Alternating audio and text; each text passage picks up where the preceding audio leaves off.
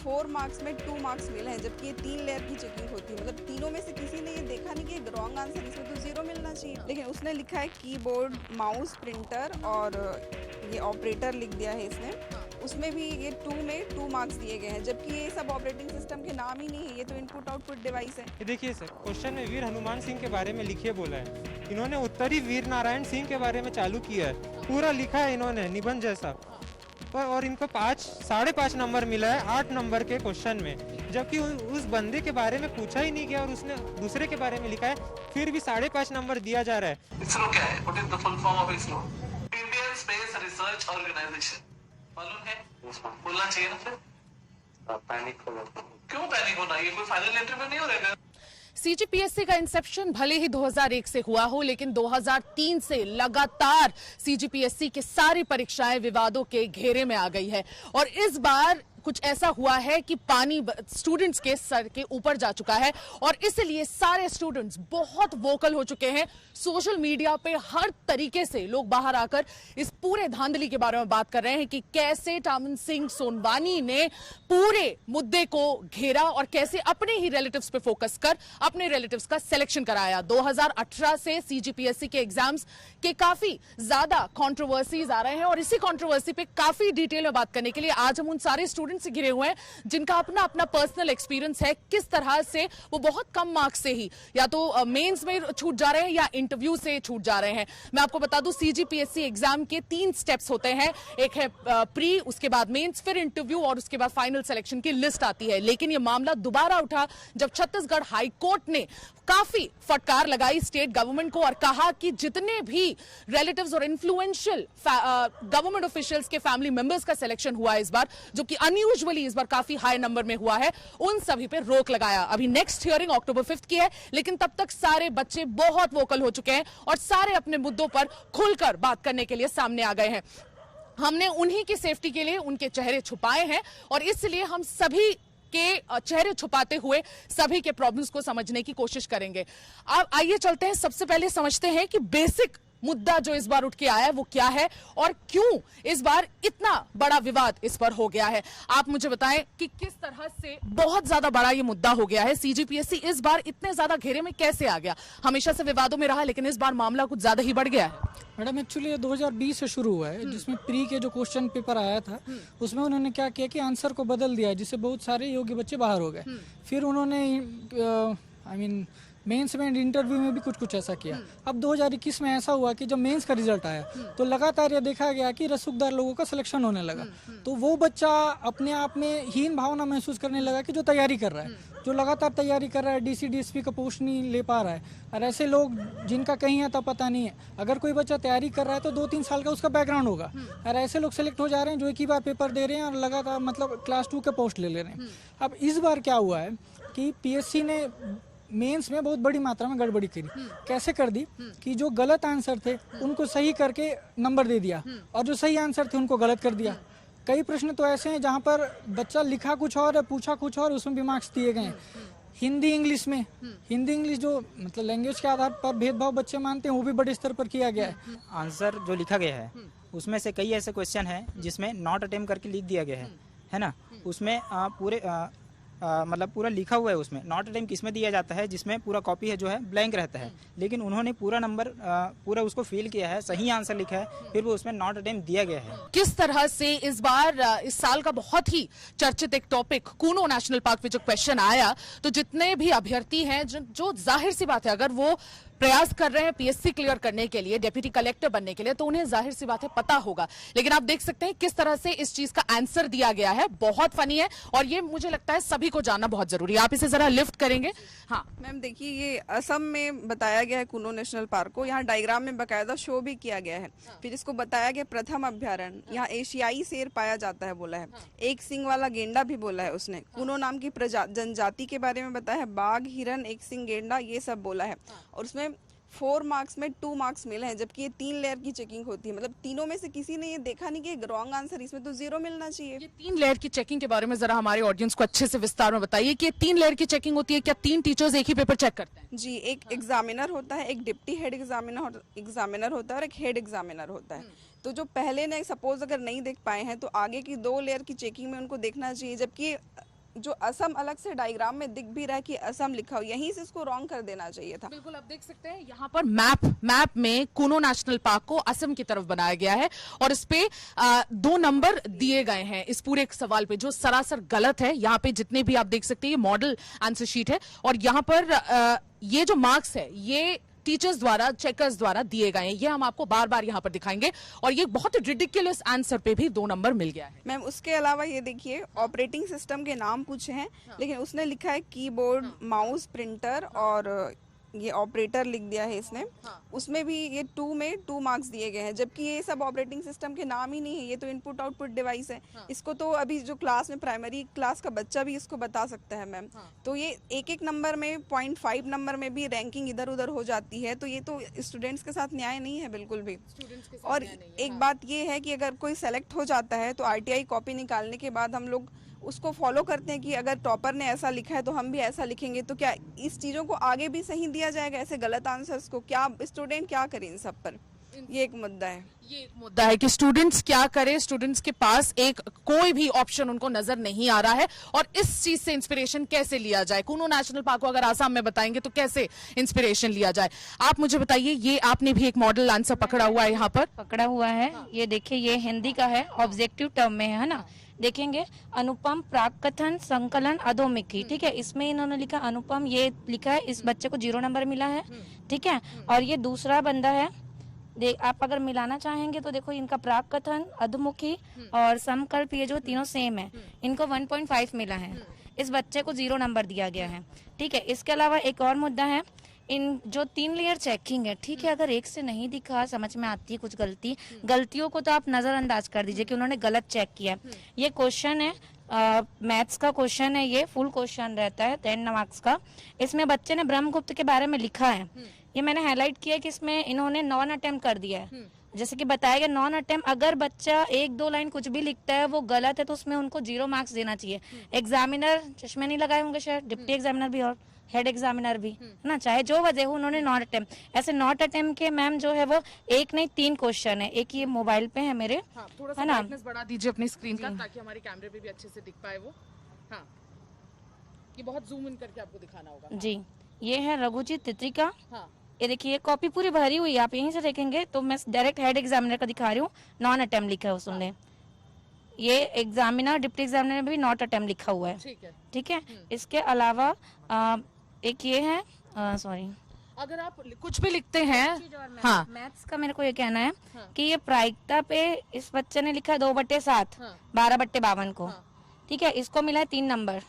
इसको थोड़ा सा जी विस्तार में दिखाइए हमारे। हाँ, मैं इसको बताती हूँ। ये क्या है, ये प्रायिकता का क्वेश्चन है ना, जो संभावनाएं होती है।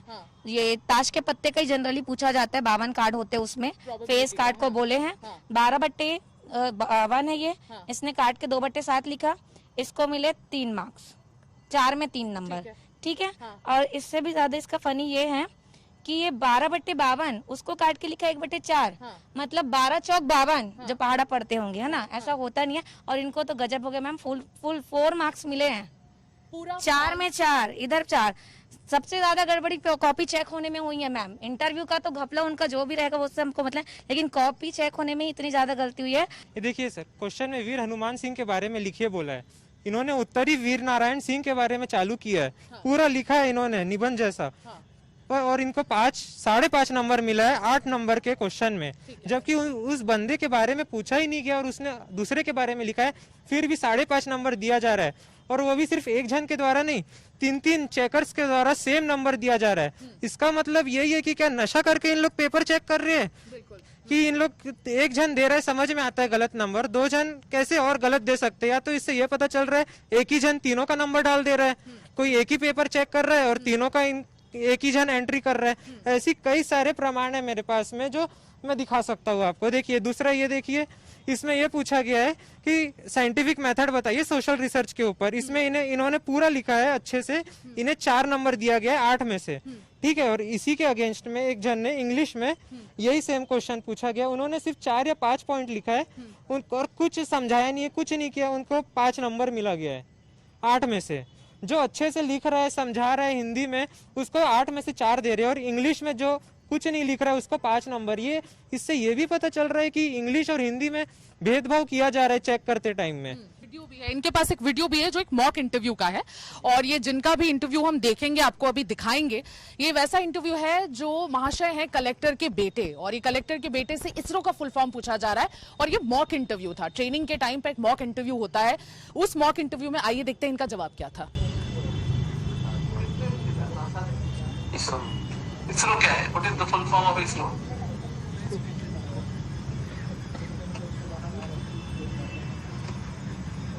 Indian space research organisation.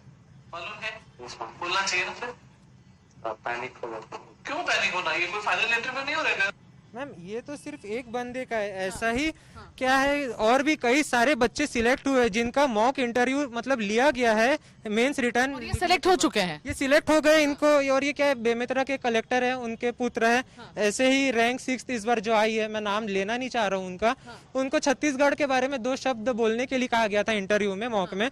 उनको छत्तीसगढ़ का 6 भी नहीं पता है, और वो रैंक 6 ला के डीसी बन गए हैं। डीसीपी आंसर देख सकते हैं। ये जो इनसे ये जो सवाल पूछा गया था, ये पूछा गया था कि reflection of light conclave and convex से कैसे होता है, सरफेस से कैसे होता है।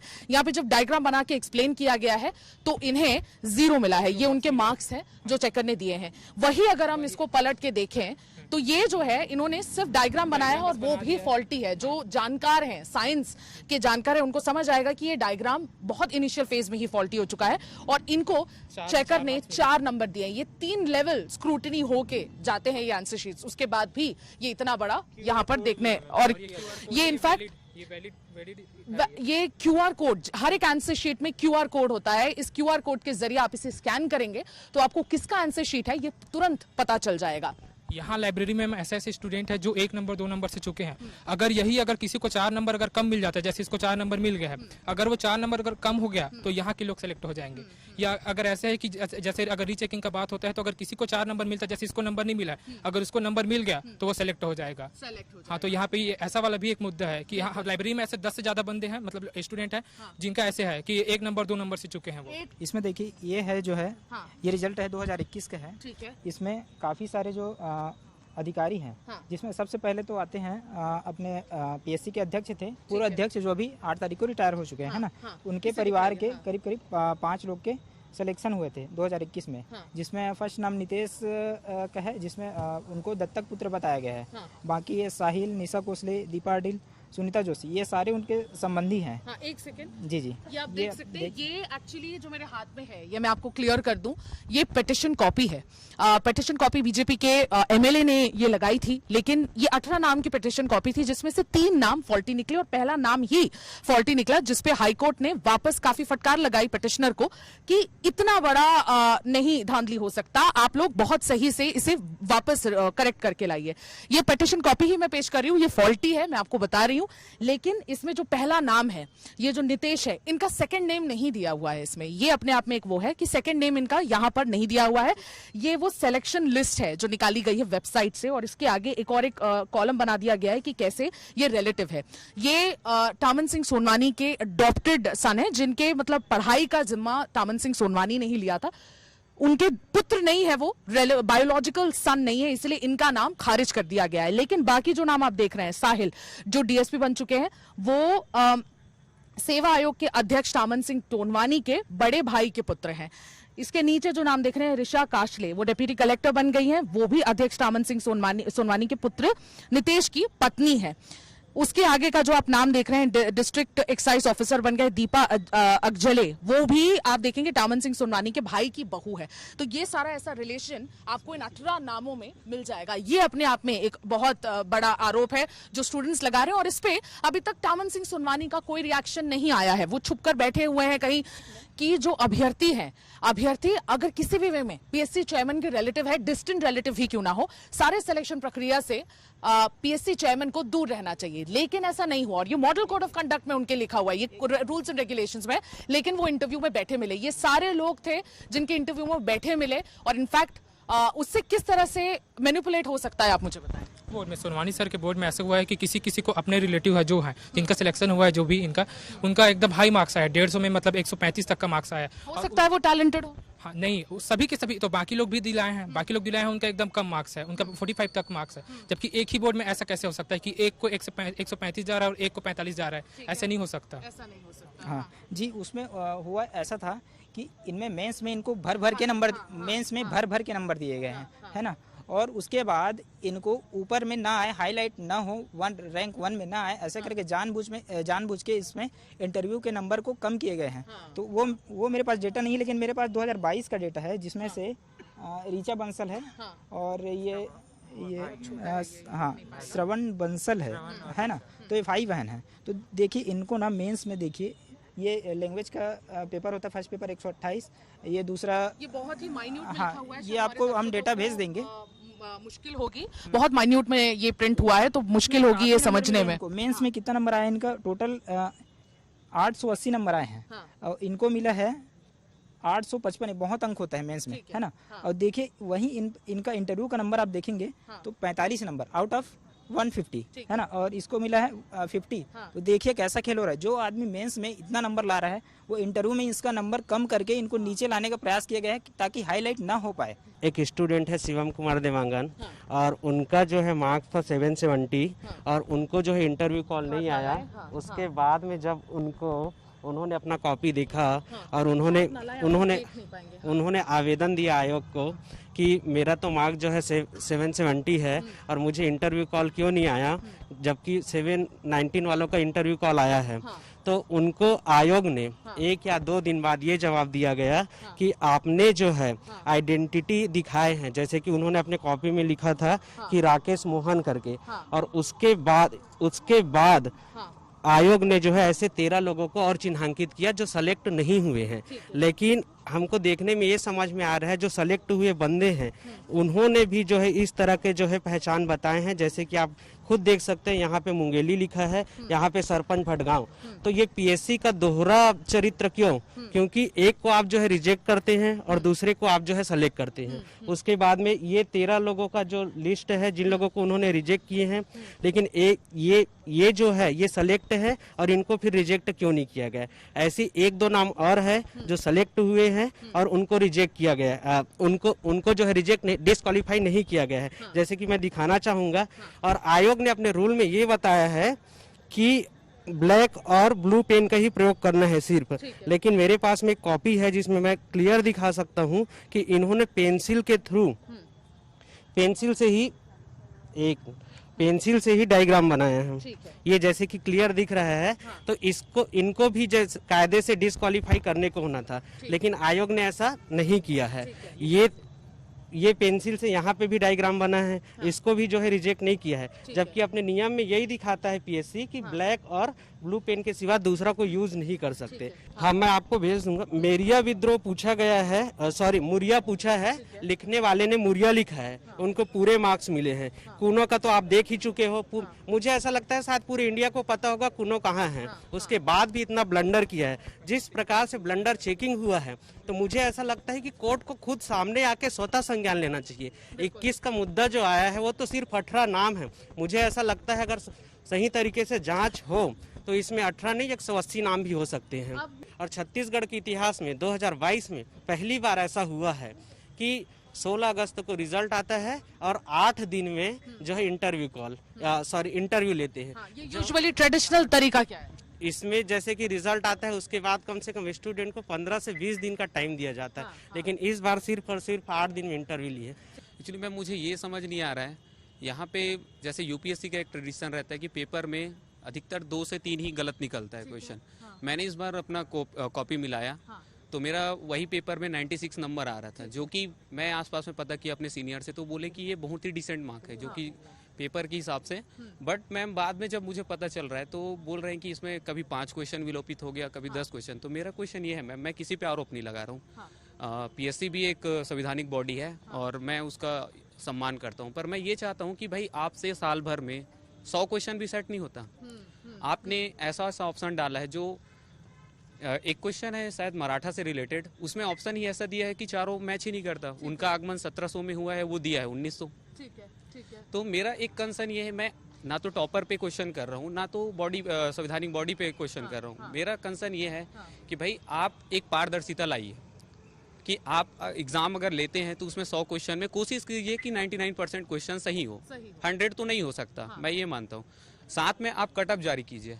कटअप आप बता नहीं रहे। सबसे बड़ा धांधली ये है मैम कि आप क्या करते हैं, रिजल्ट का एक पीडीएफ जारी कर देते हैं। उसमें दिक्कत क्या है, एक पीडीएफ आता है, एक जनरल बच्चा मेरे जैसा एक बंदा क्या करता है, अपना रोल नंबर मैं निकालूंगा, उस पीडीएफ में अपना नंबर सर्च करूंगा। अगर मेरा नंबर आ गया, मैं उस दिन खुशी मनाऊंगा, अपने दोस्तों से मिलूंगा। मेरा क्वेश्चन नहीं आया, मेरा अगर रोल नंबर नहीं दिखा, मैं कोने में जाके कुछ टाइम तक अपने आप को कोसूंगा। पर मुझे ये तो नहीं पता चल रहा है कि उस पीडीएफ में एक्चुअल में जितने नाम हैं, क्या वो एग्जाम में बैठे थे? क्योंकि ना तो उनका कैटेगरी लिखा है, ना ही नाम लिखा है, ना मार्क्स लिखा है। अच्छा, तो भाई वो तो ये भी तो हो सकता है ना कि उसमें आपने किसी ऐसा नंबर को कॉपी पेस्ट कर दिया है जो आपके नियर रिलेटिव। मैं यहाँ पे आप पर क्वेश्चन मार्क नहीं कर रहा हूँ, पर आप अपना पारदर्शिता के लिए काम कर सकते हैं कि आप रोल नंबर के साइड में उसका नाम कैटेगरी लिख दीजिए। कि लोगों को पहले से पता चल जा रहा है कि कौन सा बंदा सिलेक्ट होने वाला है। जैसे आप देख सकते हैं इसमें हाथ हटाना पड़ेगा ताकि दिखे। इसमें पहले से ही बोल दिया गया है कि एसीएफ एक एग्जाम होती है पीएससी द्वारा, तो उसमें एक नाम आएगा जिसका नाम मैं लेना नहीं चाहता, आप देख सकते हैं। और जब रिजल्ट आता है तो उसका उस लिस्ट में नाम ऑलरेडी एंटर्ड रहता है। ये रिजल्ट आने से पहले की ये ऐसी तो नहीं कि कुछ मतलब भविष्यवाणी या कुछ अलग है, ये पहले से उन्होंने नाम दे दिया है कि इस बच्चे का नाम इस लिस्ट में आके रहेगा। तो ये थोड़ा उसका नाम भी फाइनल रिजल्ट में, हाँ, उसका नाम भी आ जाता है इसमें। जो ये कमेंट है वो 1 हफ्ते पहले आ गया था और उसके 1 हफ्ते बाद जब रिजल्ट आया है तो उसमें इस बच्चे का नाम आ गया है। एक टेंटेड ऑफिशियल थे टामन सिंह सोनवानी, उस टेंटेड ऑफिशियल, वो जब कलेक्टर थे उन पे काफी सारे भ्रष्टाचार के इल्जाम लगे। तब की जो रूलिंग गवर्नमेंट्स थी उनको प्रोटेक्ट करती रही, लेकिन जैसे ही पीएससी के चेयरमैन की बात आई तो उन्हें फिर इस पीएससी के चेयरमैन की तरह नियुक्त कर दिया गया। किस तरह से उनका सिलेक्शन हुआ, किस तरह से ये सारी चीजें हुई, ये प्रक्रिया कभी ट्रांसपेरेंट नहीं हुई। लेकिन एक टेंटेड ऑफिसर को इतने बड़े पोस्ट पे बैठाना अपने आप में एक बहुत बड़ी धांधली की शुरुआत था। और उसके बाद ये लगातार जितने भी चीजें आ रही हैं, ये उसी का रिजल्ट है कि जब एक टेंटेड ऑफिसर बैठते हैं उतने बड़े पोस्ट पे, तो ये सारी चीजें, ये सारी इरेगुलरिटीज एक कॉमन साइड बन जाता है। यहाँ पे ये सारे लोग खड़े हैं, सीएम को बोला गया है कि कोई भी अभ्यर्थी उनके पास नहीं आया है, लेकिन ये लगातार सीएम को ये लेटर्स लिखे जा रहे हैं। आप देख सकते हैं माननीय राज्यपाल महोदय को लिखा गया है, मुख्यमंत्री को ये लेटर लिखा गया है। राघवेंद्र, आप थोड़ा सा पैन करें कैमरा, इस पे फोकस करें कि ये लेटर्स लगातार सीएम और एडमिनिस्ट्रेशन को जा रहे हैं, बच्चों की तरफ से जा रहे हैं, लेकिन लगातार पॉलिटिक्स के चलते इनका कोई भी रिजल्ट, कोई भी आउटकम यहां पे नहीं निकल पा रहा है। कांग्रेस कह रही है कि बीजेपी करवा रही है, बीजेपी कहता है कि कांग्रेस के जमाने में हुआ है। ये पॉलिटिक्स जो है ये लगातार चलती रहेगी, लेकिन इन सब का भविष्य कहां जा रहा है इसका आंसर किसी के पास नहीं है, ना उनके पास है ना इनके पास है। मैं सुमी राजप्पन, वीडियो जर्नलिस्ट राघवेंद्र पांडे के साथ छत्तीसगढ़ से।